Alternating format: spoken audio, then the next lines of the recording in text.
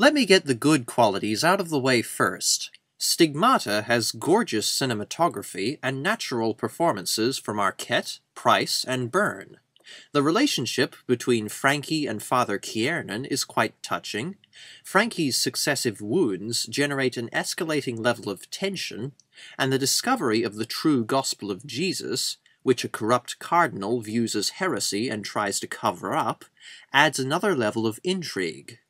Stigmata is finely crafted, well acted, and engaging, but I was deeply conflicted as to what I was supposed to feel about this film. Frankie Page, Patricia Arquette, experiences the stigmata after receiving a rosary from a dead Brazilian priest.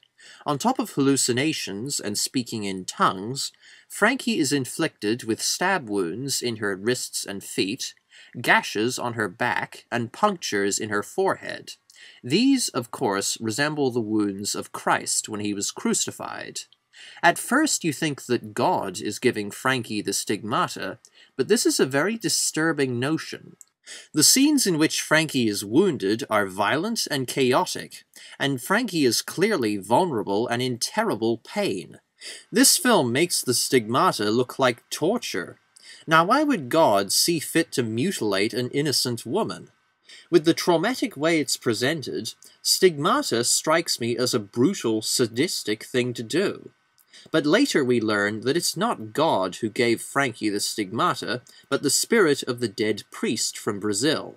Frankie is essentially possessed by the soul of this priest, and serves as the earthly form for the priest to write out the true gospel of Jesus. This reveal brought up two questions. One, why is the spirit of a priest acting like a spiteful demon? And two, why was the stigmata even necessary?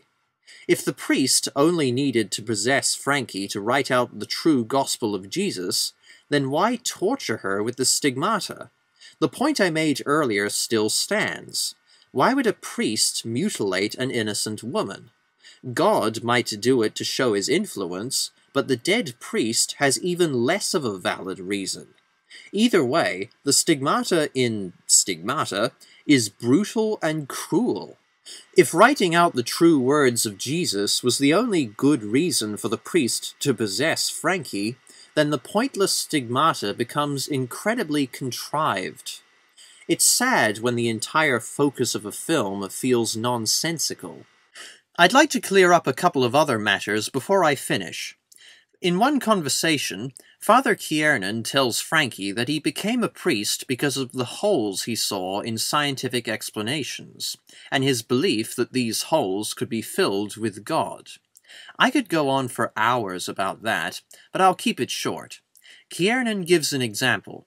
For billions of years, Earth had no life, but one day life suddenly appeared. Flowers, hedgehogs, and everything else. For starters, Kiernan gets the age of the Earth wrong.